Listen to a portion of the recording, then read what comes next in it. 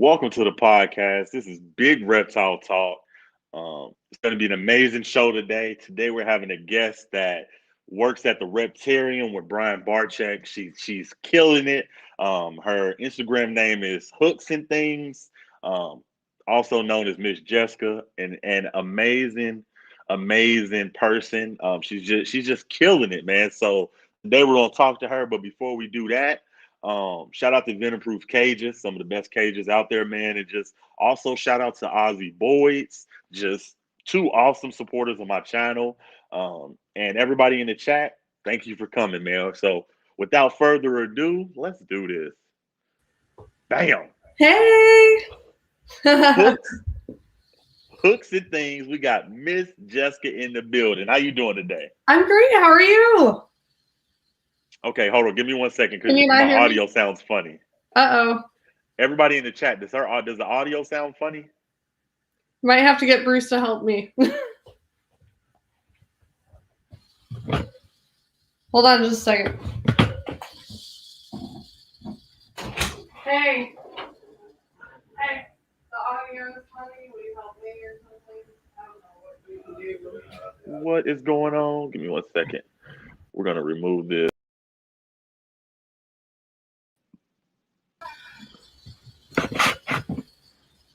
No, she good. Okay, maybe it's my headphones. Give me 1 second. All right. I'll take my headphones out. It might be headphones, yeah. Can you hear me now? Yeah, I can hear you. So we got a good connection and everything, so you should be That's good. weird. It almost sounds like she's moving in slow motion. But they said that you sound good, so that's okay. We'll make it work. All right. If you go in and out, Give me one. just like, Can you leave and come back? Do me a favor. Don't when I exit you out of here. Can you go back into your Instagram and click the link again and come back in like that? Like completely leave all the way. Yeah. Yeah. All right. Thank you so much.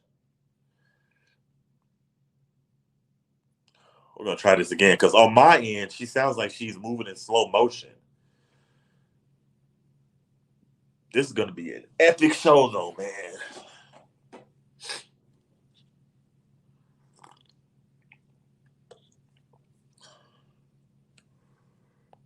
Let me move.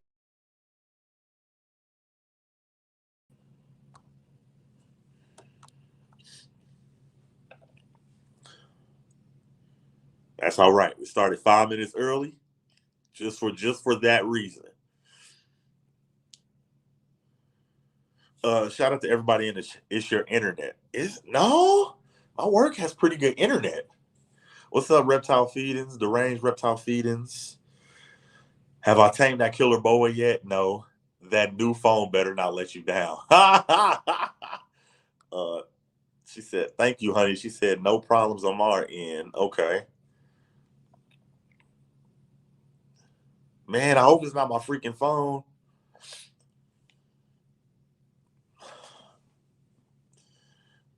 Have I tamed a boa? Nope. Hi, Mark the Spider Guy, Reptile Feedings, Kurtwood, J&G Reptiles, Kara Shea.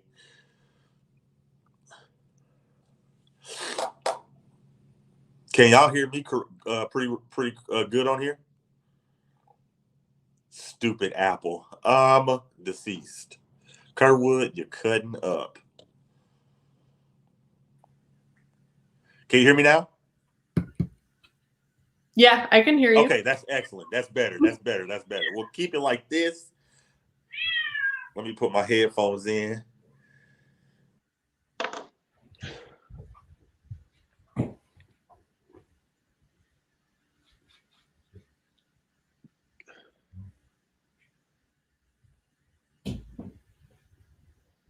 What is going on with the internet? Oh my goodness. Can you hear me?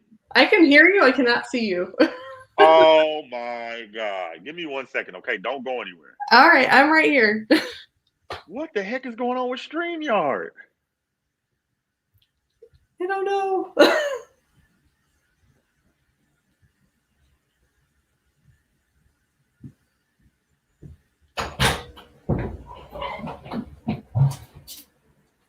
Having issues. still having issues? Yeah. Well, they can hear me now.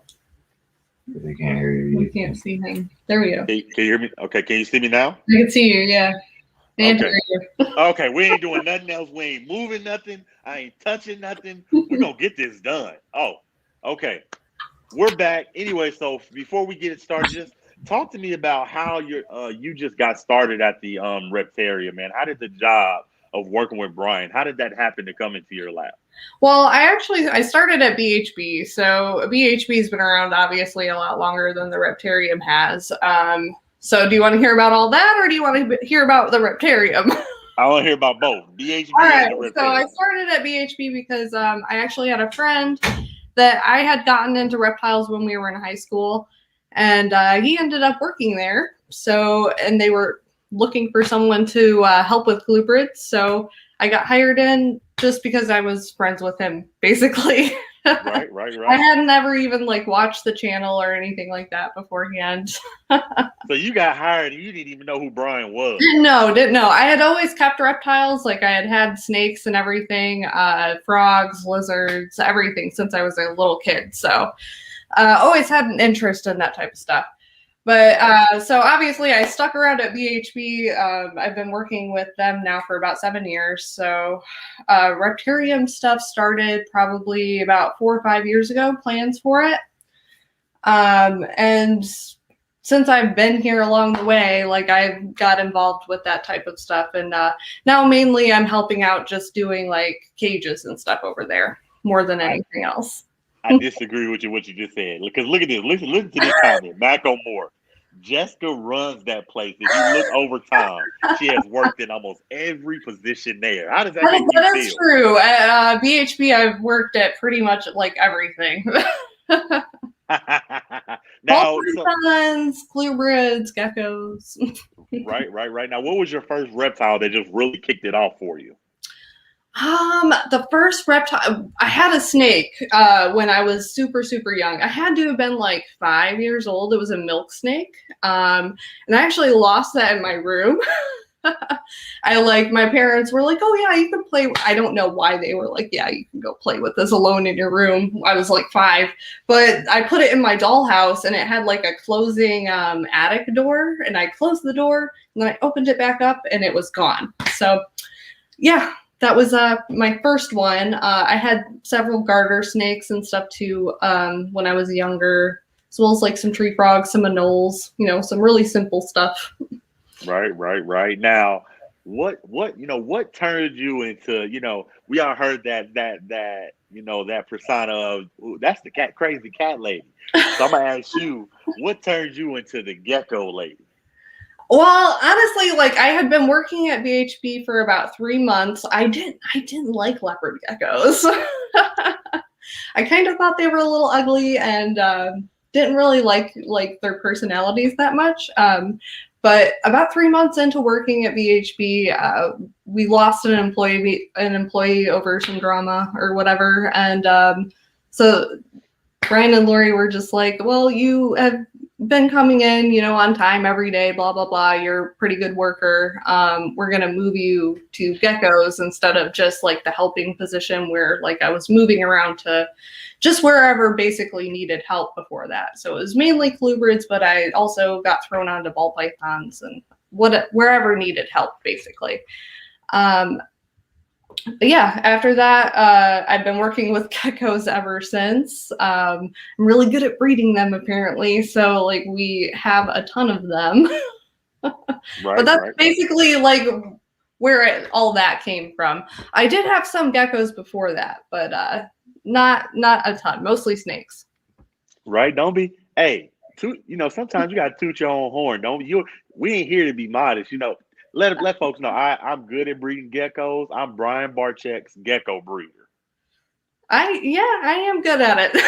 Now at the house, so you work with animals when you're at work. Talk to me about your personal collection at home. What's some of the stuff that you keep personally? I will say that Bruce pretty much takes care of everything here at the house. Like I had some geckos here for a while, but I don't like coming home and having to, like, I spend so much time at work and then we drive and also an hour a day. So when I get home, I don't necessarily want to do a bunch of animal work. I have a rabbit that I take care of in the kitchen, and my cats and the dog, I take care of all those when we get home. But Bruce does all the stuff in here in the reptile room, even the little things that are mine, like the squam and the chlorecus. I know that's right. So you kind of. I do my reptiles at work, but I want to leave my work at work and come home and have my own. Like, that's understandable. I'm the same way. I've been nursing. You know, I take care of people all day. But when I come home, if my wife got a cut, I say, baby, you on your own. Ain't no nursing when I'm off the clock, baby. I'm just kidding. I'm totally kidding. That's hilarious, though. No, I'm just kidding. Now I got to mix it up. So we're here to get a little knowledge and just have fun with it. So I'm gonna hit you with the first hot seat question. If I was a movie producer and I was making a movie about Brian Barczyk's gecko breeder, and I was gonna call it, you know, like Game of Thrones, but the Mother of Geckos edition, who is playing you? Anybody in the world? Oh my God. I don't know. This is the worst. I'm the worst at like talking about myself in that type of way. I don't. Who do people? There's a couple actresses people always tell me I kind of look like, or used to tell me, but I can't remember who they are. Okay, well, what are they playing? What think about? What are they playing? What movie? I can't remember. Oh. That's all right. We'll come back to that question. All right. We got an audience question. Shout out to DG Reptiles. My wife said the girl from Casper. Okay, yeah. What's her name? I can't think of her name. That would be a good one though. Right. DG Reptile said, "What do you think the best way to breed leopard geckos is?" Well, there's a ton of. They're like one of the easiest geckos to breed. To be honest with you guys, they breed prolifically. The way it just depends. Like, are you trying to breed a lot of them, or are you trying to breed like just really quality ones? Because then, you know, the best way is gonna depend on that. Right. That's totally understandable. Now I got to ask you this, man. So do you keep up on other gecko breeders? Because if so, what I think will be real dope is if you and Tiki Geckos collab. Oh my God. We for sure could. A lot of our lineages come from there. So, I mean, we definitely talk to them and are pretty good friends with them. So that's a definite possibility. That'd be really cool, I think, too. Nah, I don't want Brian, but I want you and Tiki Geckos to make something. I think it'll be so dope because, you know, I feel like Tiki Geckos is the king of gecko breed, and I feel like you're the queen of gecko breed. So y'all got. He does really amazing things. That Deadpool gecko, man, he's beautiful. Let's see who else I've been talking to recently is Serpa Design. So we're trying to get him to come in and us do like some collabs on cage building too, which would. Oh yeah, his cages is really nice. Oh, God, I know. So these are like next level. Right. Now I gotta ask you this. This is a hot seat question. Who, you know, because we all have our favorite breeders, and I mean anything, whether it be a snake, whether it be a gecko. We love everybody, but who is one of your favorite breeders other than yourself? Oh man. Gargoyle gecko. There's a lot of gargoyle gecko breeders I follow. I think probably Tiki's Geckos is up there for sure. There's the Lychee Garden. I don't know if you guys know them at all, but they make some really beautiful lychees, and I'm getting a lot more into those recently. So those guys are great. Leopard gecko wise, Q's Geckos. I don't know if you've ever heard of her, but she does really great tangerines. Her and Gardner Berry is like where she got all her original breeders and stuff. So they have some really great tangerines and trimper lines. So right. Now I gotta ask you this because you crushing it in the gecko game. Okay, you crushing it. So when can we expect that Hooks and Things custom gecko morph? Oh my gosh. We'll see. I mean, we do have a line that we're working with. I wouldn't say it's like a morph though. It's more just a line bred, you know, trait, like the dark stuff that we're working on. it's pretty cool, but there are a lot of people out there doing the same thing right now, so I don't feel like it's super special. So with leopard geckos, I don't know, we'll see. I think we'll need to kind of like get more new geckos into our group to maybe create something new. Right now I kind of feel like I've done a lot that I can do as far as new stuff with them. I can just make them better at this point. So ain't nothing wrong with that. And yeah. you taking something and you're making it better. That's still even just awesome. Now, like I said, I like having fun and getting a little bit of knowledge. So for the new people that's wanting to get into gecko breeders, let's just talk about some of the facts about geckos. Now, on average, how many eggs are in a clutch when you're breeding geckos? So they're always going to lay 2. For the most part, unless every once in a while, like if you've got a first-time breeder or just like a weird gecko, you'll get 1. But it's generally 2 at a time for pretty much every gecko. There is a couple live bearing species of gecko as well. Okay. Now, talk about the incubation process. And what do you think is the best incubator? Do you do like store-bought incubators, or do you have like a homemade incubator? Talk about the incubation process. So I actually don't use an incubator at all. We just have an area that stays pretty consistently the same temperature. With leopard geckos and the New Caledonias, you can kind of have a little bit of wiggle room. So even if there's a little bit of fluctuation in temperature, it's not going to harm the egg too much or, do anything weird to the baby. But yeah, so we just do like an ambient air kind of thing. For males, though, sometimes I will use an incubator, but I don't really know what it is. It's something that's been sitting at BHB forever. Right. Well, you have so much knowledge, and you're giving us some good game. Now, talk to me about what would you, and this is for, I want new breeders to come and be able to have questions answered. So, what would you do if you had a stubborn male that didn't want to breed? I would separate the male and female, and maybe try to cool the male, like go through that process again. Sometimes that'll stimulate the breeding, or even if you didn't want to cool them, you could just separate them for a couple weeks and then try again. Sometimes it's just not the right time, Right. I ran into that a lot with the skinks when I was breeding skinks. Like a lot of times the males wouldn't want to breed one day, but the next day they would. Right. Mark the Spider Guy. Shout out to Mark the Spider Guy. He said, what's the best gecko to start with if you're a new keeper? I think leopard geckos or crested geckos. It just depends on like what you're more into, like care wise and look wise. Crested geckos, I think I prefer crested gecko. Just you're not gonna usually need any of the heating or lighting elements. And then their feeding is a lot simpler. You don't have to deal with bugs as much if you don't like to deal with bugs. Right. Now, what are some of your tips that you use to prevent slugs? I always try to let my females have at least one set of duds before I start breeding them. As far as new cows go, leopard geckos, it's a little different. Leopard geckos, we we'll pair them up their first year, but we won't cool them. And we'll usually wait till they're probably like 11, 12 months old. They usually sexually mature at about 10 months, but you want to wait a little bit longer, get a little bit more weight on them.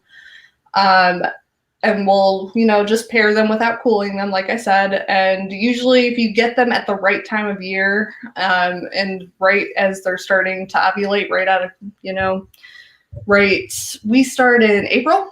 It's probably going to depend on where, you are, what the best time to start breeding them is, though. Sorry, I don't have a better answer about that. No, you're good. So you said you started in April, and that's the best time to start breeding? That's usually when we start. Some people start earlier, though. Like I follow a lot of leopard gecko breeders that'll start, as early as January. And that'll just depend on kind of like when their seasons are and everything like that. Right. What else? what were we talking about? We were talking about incubation. Yeah, just the best tips to just to stop getting To not prevent get slugs. slugs. Okay, yeah. So, and then the other thing is to consistently get your male in there. So, like, some people will only do supervised breedings where they're just, putting the animals together, watching them until they see a lock, and then separating them. You want to get more than one lock, to be honest, just to make sure you actually get something out of it. So if you're doing it that way, make sure you're witnessing more than one lock. The way we do it at BHB is basically we've got between 2 and 4 females per group, and then each male will have 2 to 3 groups, and I switch them every other day during the week. So he's getting through to all the females, eventually. Right. Now, I gotta ask you, I gotta get you out. I'll put you in a hot seat again, man. So have you ever, you got to answer this, and that way, we might get you in trouble. But have you ever lied to Bruce about the cost of a gecko that you needed for a project? You was like, baby, I need this gecko. It's only $100, but it was really like $400, and you snuck it in the house anyway. I can honestly say that I've not done that. Bruce is really good about letting me get what I want. And the other thing is too, he's probably brought a lot more reptiles in than I have. So has he ever snuck more past you? For him, he's probably done that to me. He said, baby, I really need this snake. It's only $200 usually. And you seen a bill later, you was like, bruh, this is $600. Yeah, exactly. Bruce, man, that's a good guy, man. Definitely a good guy, man. So talk to me about just how fun is it working with Brian Barczyk? Talk to me about a day of just working with the king. He's the king of the hobby right now. It's definitely not dull, I'll tell you that. It's really fun, a lot of my job is just cleaning. So, I mean, that part, not as fun, but there's always exciting parts of the day. Like, we're always getting new animals in, whether it's, stuff to add to the Reptarium or to, sell for BHB. So it's always cool to see the new stuff coming in. People visiting with different animals, like they brought in monkeys or something like a couple days ago. So, it's definitely not a dull place to work. There's always something going on. Right. Now, how much time is spent chasing loose geckos? Not that much. I'm pretty good at not letting them get loose.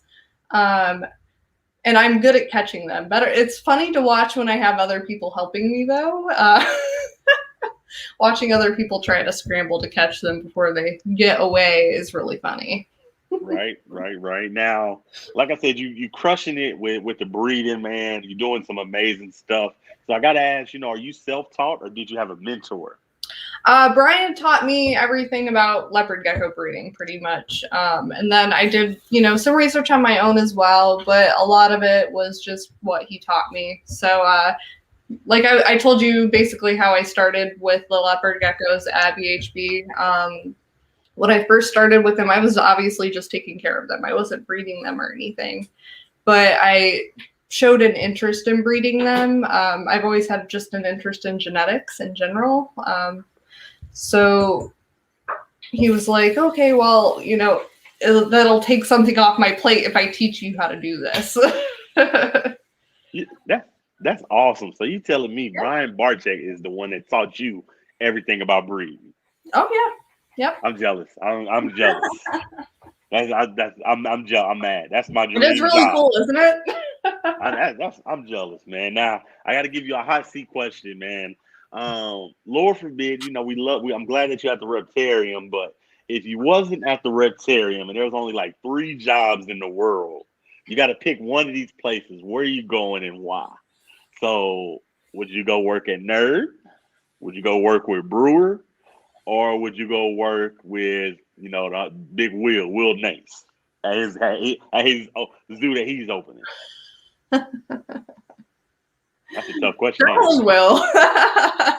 Probably will. It'd be between Will and Nerd, probably. I probably wouldn't go to Jay's. Jay's fine or whatever, but I'm good on that. But okay.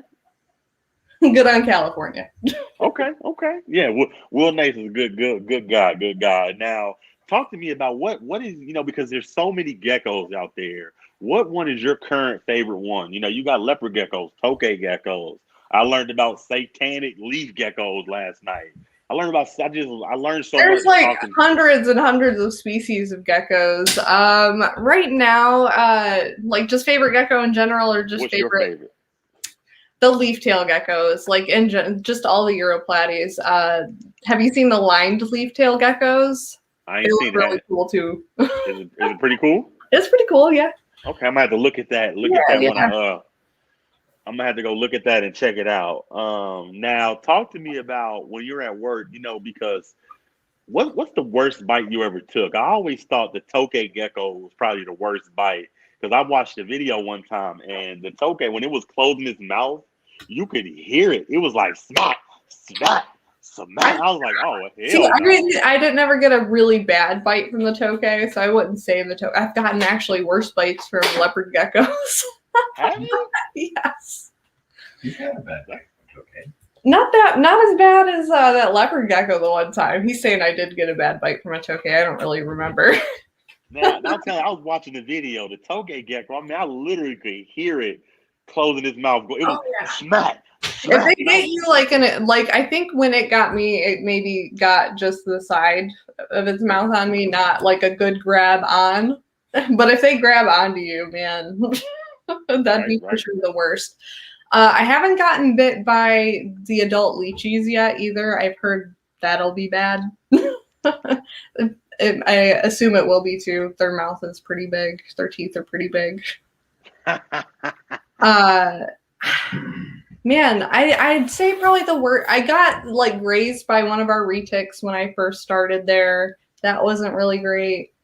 And then, like I said, I had a leopard gecko one time. It bit my finger, and it took like a good chunk of the tip off of it. Ooh-wee. I didn't know leopard geckos could do it. I have a leopard gecko, but you know something? I'm gonna tell you about my leopard gecko. So Yeah. I have one. My wife talked me into getting it, and I'm gonna tell you why she wanted me to get it, because I was like, babe, I really want a Gila monster, and she was like, you're not getting that shit. It's venomous. And I was like, well, what can I get? She was like, a leopard gecko. I was like, that's not the same, babe. Not at all. I was like, that's not the same. But I was like, you know what? I'm getting it anyway. I'm gonna act tough. I got the leopard gecko, and I love The Walking Dead. So I was like, you know what, babe? I'm naming him Negan, but I'm giving him a second name. You know what his second name is? What is it? My leopard gecko's second name. So his name is Negan, aka ER. Why do you think I call him ER? Is he evil? No, I call him ER because that's where you're going if he bites you. Oh yeah. It's just a joke. That's funny. Right now. Talk to me about,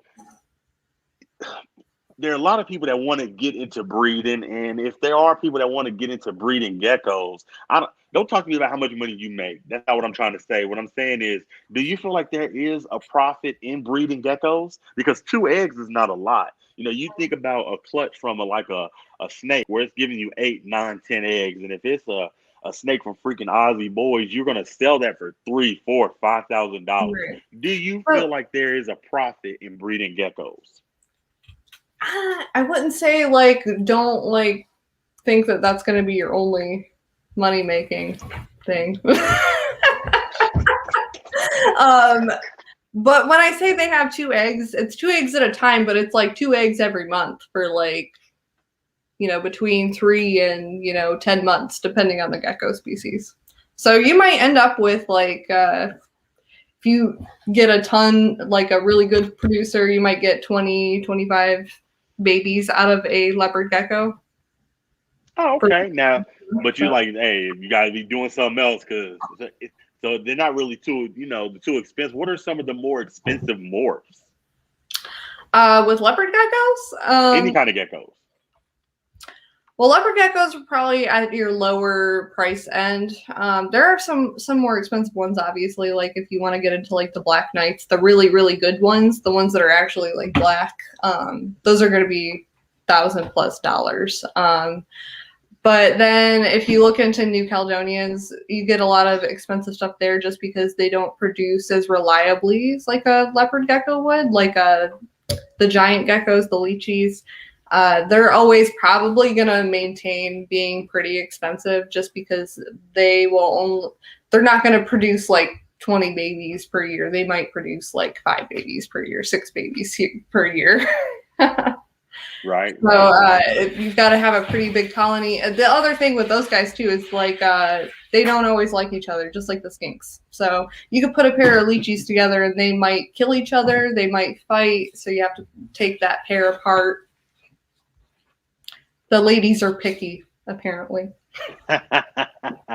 Right. Well, like I said, I just appreciate you giving us your knowledge. Yeah.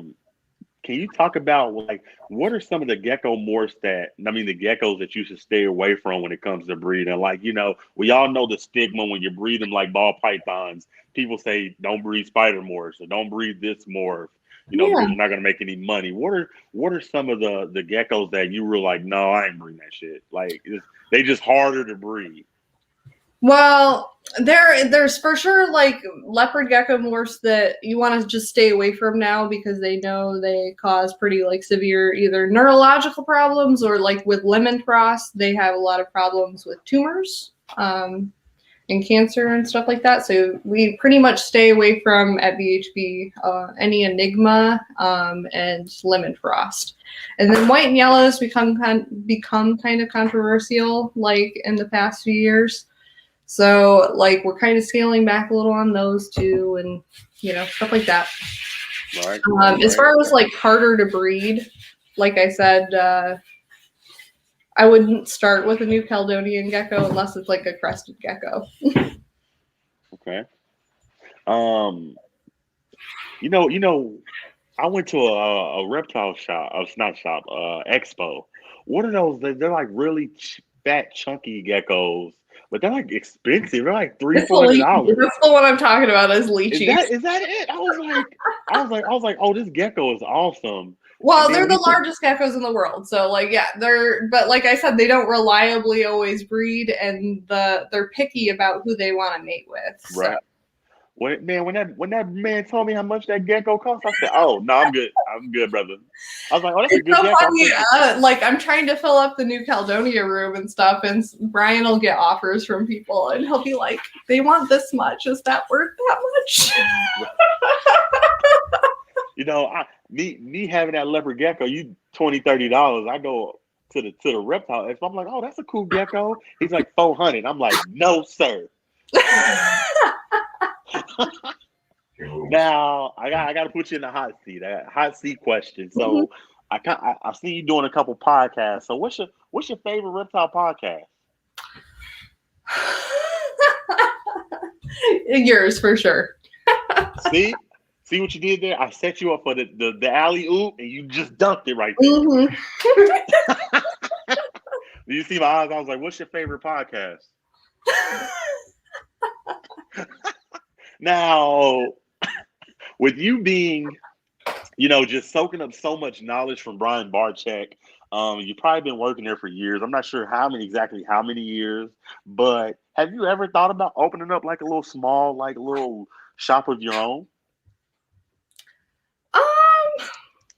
Sort of, but like I don't know how successful like that would be right now too. Like I don't know. I don't really see myself doing that. I kind of see myself just sticking around at PHP for now. Shut up. Nothing wrong with that. Bruce back there cutting up. What's up, Bruce, man? Now I'm gonna talk about Michael Jordan. Now the reason I'm saying this is gonna lead into the next question. Michael Jordan, he crushed it with basketball. He mastered it. Then he took his talents elsewhere. He's like, I'm gonna go try baseball for a little bit. And when I say that to lead into the next question, I feel like you're the Michael Jordan of breeding of geckos. You got that down pat. Do you see yourself taking your talents to any other species, like getting into snake breeding, getting into any other species? Well, me and Brian have been talking about potentially like me taking care of like not the ball pythons, but like all the other pythons and random stuff we have in the basement because we've got like Woma pythons, spotted pythons, like savus, all kinds of stuff that need to get bred, but he doesn't really have time to do that anymore. He's got all kinds of other stuff going on. So I might end up taking over doing some of that breeding here in the next year or so. You heard it. Cool. Big reptile talk first. You know, hooks and things is getting ready to leave. She gonna keep doing geckos. We're talking about it. Hey, she gonna do it. I promise you. In the future, she's gonna be breeding snakes. Give her a couple months. She's gonna be killing it in the snake game. Now, so I gotta ask about the Reptarium. What do what's your favorite animal there that you got to see every day? You're not leaving work without seeing it.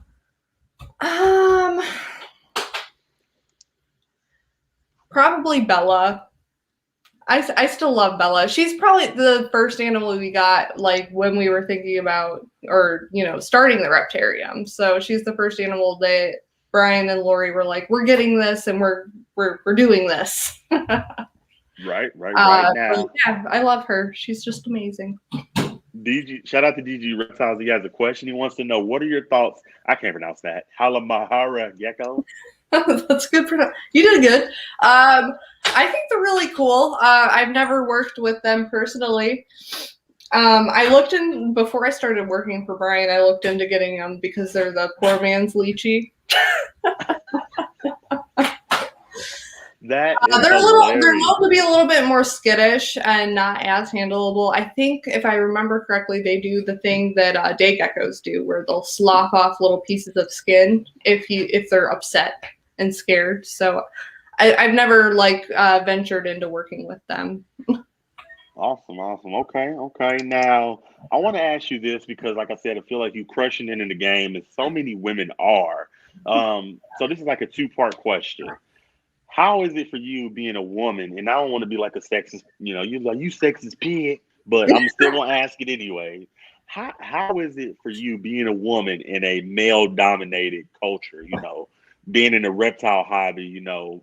What's it like being a woman for you? And who are some of the women you admire in the culture? Well, I wouldn't say that our hobby is dominated by men. I think there, like you said, there are a lot of women out there. Right. So, but they're obviously I look up to Lori a whole lot, and I've always looked up to Lori. But there's a bunch of amazing women in our community right now. You keep putting me on the spot, and I can't remember anyone's name. No need trip. I'm gonna help you. I put out the photo with you today on it, and Savannah Bone commented on it. She was like, I love her. This is about to be a fire show, and I was like, damn right, Savannah. I miss her too. She's great. Just go to my Instagram. She commented on your picture when I put it on my Instagram. So, but yeah, there's just a ton of amazing women. You, Lori, Savannah. You got. Precious pythons. There's just so many amazing women. There really are. There's so many I can't even pick just some out of my head right now. Right? It's too many. So I ain't even mad at you. It's just so many of y'all crushing it. Now I won't keep you too long, but a couple more questions. So at the Reptarium, is there any animal that you won't mess with? That you like? If he was like, I need you to go clean the cobra cage, would you be like, hell no? Not really. If I had to do, whatever, there's nothing, I would say no to really. I know that's right. She's anything, I'll do it. I've even messed with Lucy before. Not as much since she's been at the Reptarium, but I've used to have to help with cleaning Lucy and stuff when I first started working there. Right. You know what? I'm not gonna lie. I creeped your IG. I'm gonna tell you the hardest picture on your IG. I think my favorite picture is you holding the gaboon. I was like, this is hard. I was like, this could be on a National Geographic magazine. You just. Did you see the one of me holding? We have the Grim. What is he? A forest cobra. The forest cobra. I didn't see that one. No, I did see that one. I did. So you like? He's one of my favorites right now of our collection. The forest cobra. He's so cool. So at the Reptarium, it's just no fear. You picking up cobras, gaboons. You don't care. No. I love I that. know I've known most of the animals there, like I said, I've worked with Brian and Lori for 7 years, so I've known most of those animals either like for Lucy for that long. She was pretty young when I started working there. She's like probably 9 now, so she was probably only 3 years old when I started. So like I have no fear of her. Like, you know, I raised a lot of them. Right. You see that comment? Shout out to Mac on Moore. Jessica is gangster. So before we leave, like I said, I'd like to keep my podcast between 30 to 45 minutes just to kind of keep it to where we can get a little knowledge, have a little fun, and down the road, maybe we can do it again in 3 or 4 months and just see what you're up to. But before we kind of close it out, can you give me some new gecko breeder advice for somebody that's just coming into the hobby? You know, give them some of the do's and don'ts, just kind of keep them on that right path. What's some good advice for new breeders? I would say definitely like pick a species that you're super interested in. Like, you know, obviously take into account whether or not it's going to be like hard or not, but you know, most geckos are pretty simple. You know, you have to get husbandry right a lot of the times. That's the main thing. So you're going to want to do just a lot of research. Find the species you're passionate about. Do a ton of research. Get quality breeders too. Don't try and get things that aren't related. It's just going to go better for you down, you know, the long road is if you don't get a brother and sister pair, get stuff that's not related. Right. Yeah, that's basically it. Just get good breeders, do research, be passionate about what you're doing. Yeah, awesome answer. I love that answer. Now, do you get a chance to do any herping? And if you don't, that's totally fine. But if you Go ahead. Oh, I apologize. If you could too, this is like a 2-part question. Do you get a chance to go herping? And if you don't, that's totally fine. But if you were like a billionaire, you have Jeff Bezos money, Amazon money. If you could go herping just anywhere in the world, where would it be? And if you could go herping with anybody, alive or dead, who would it be? Well, definitely Steve Irwin if I could go herping with anyone. Like, I mean, that's the obvious choice. Probably, it's difficult to choose between going to maybe like Australia for me and maybe going to even like Indonesia. One of those would be really, let's just go Australia. Australia's got so many amazing animals and it's so large. So now you realize everything in Australia will kill you. Yeah. They got stuff down there that it blink at you, you fall down dead. Not everything will kill you. A skink's not going to kill you. Yeah, okay. I love that. You know, it's awesome that you do want to go herping and you're down to do it. Now, before we end the podcast, I want to talk about the reptile bands. Do they make you a little nervous, or you just kind of like, I'm cool because I'm supporting you, Sark? You know, talk about the reptile bans. What's your take on it? Well, I hate that it's happening in a lot of places, like just because a lot of that legislation is just not it's not put forth by people who know what they're doing. So like, I mean, if people that knew what they were doing were putting forth legislation, like it might be okay. Like with some of the venomous stuff for sure, like just being able to go and get a venomous steak without any restrictions whatsoever is kind of silly. Right. But like I said, we support USARC and everything. What are you over there laughing at me about? Your podcast, man. I'm trying to finish my snakes. No, I forgot. He like interrupted my train of thought. You're cool. You're fine. You just, we were talking about the reptile bans. You were just like, you support people's choice to have animals, but you don't mind, a little bit of legislation to where anybody shouldn't just be able to just go get a cobra and stuff like that. Yeah. Like, there was that incident earlier in the summer and everything. That wasn't really cool. Right. People need to be a little more responsible than that. Right. But yeah, no, I don't like that they're trying to ban reptiles because like when you start putting in legislation like that, usually just keeps putting more and more on and it doesn't go away after that either. So, and it starts encroaching on things that don't make as much sense usually. Right. Now, I got to tell you my plan. I got a plan to get the eyes off the reptile community, and I was wondering, could I get your help? You want me to tell it to you? Yeah. What's your plan? So it's real easy. You only need 2 fingers. So hold your finger up like this. Hold your fingers and go like this. Now you see what you just did? I'm gonna tell you my plan. So All right. you got to tell me if you're down to participate. So real easy. Right now, the eyes is on the reptile community. My plan to get the eyes off the reptile community is just on your way to work. Real simple. Look out the corner of your eye. If you see a house that has a fence and there's a dog in it, get out your car, 2 fingers, unlatch the gate, get back in your car, and drive off. And I say that. And I say that because you got to think, if there's 50,000 loose dogs, who do the news have to report on? Reptiles or loose dogs? Yeah, that's true. Genius. Fucking genius. That's pretty ridiculous plan, though. Look, 2 fingers. Think about it. 2 fingers. Bruce is over here saying it's genius. He's going to participate. It is. I'm telling you. Think about it. 2 fingers. All you gotta do is unlatch the gate, let the dog. One is think about it. Wait until tomorrow. I'm gonna do that right now. I'm gonna go unlatch all the gates in the. I'm going to the neighborhood right now. Two gates. If you just do 2 gates a day, and we can get 1,000 loose dogs a day, they gotta stop talking about reptiles and start talking about. Why are all these dogs loose?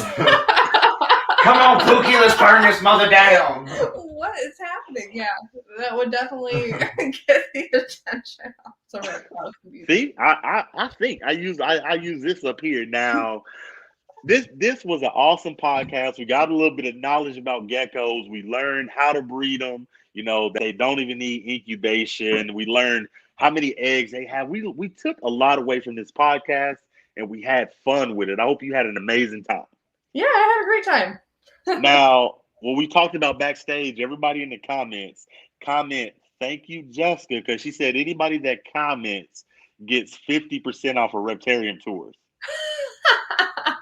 I didn't say that. I'm just kidding. I'll just give you crap. See, hey, please come do tours with us, though. Please. I'm totally kidding. I'm just having fun. I'm just ribbing you, poking at you. Anyways, amazing podcast. She's crushing it at the Reptarium. I see why Brian Barczyk has you on the team. So much love to you. Much love to Bruce. I appreciate you. Everybody in the comments is just saying thank you, Jessica.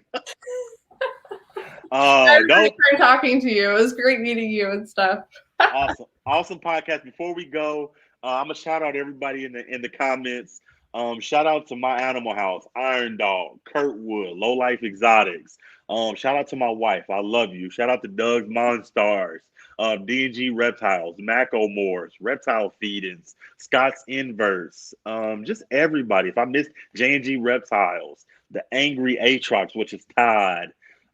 Just everybody. Thank you guys, everyone.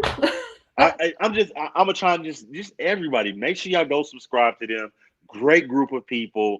Don't go anywhere. I'm gonna take us backstage and just thank you one more time, okay? Yeah. Don't go anywhere. I'm getting ready to close out the show. Man, awesome podcast. Again, you guys, we got some knowledge. We had fun. And down the road, we're definitely gonna get her and Bruce back up here because they're doing incredible shit at the Reptarium. Much love to everybody in the chat. I love y'all. DG Reptiles, everybody. This is Big Reptile Talk. Kurt with it. Shout out to Bree for putting up with you. Yeah. That's my wife. I love her.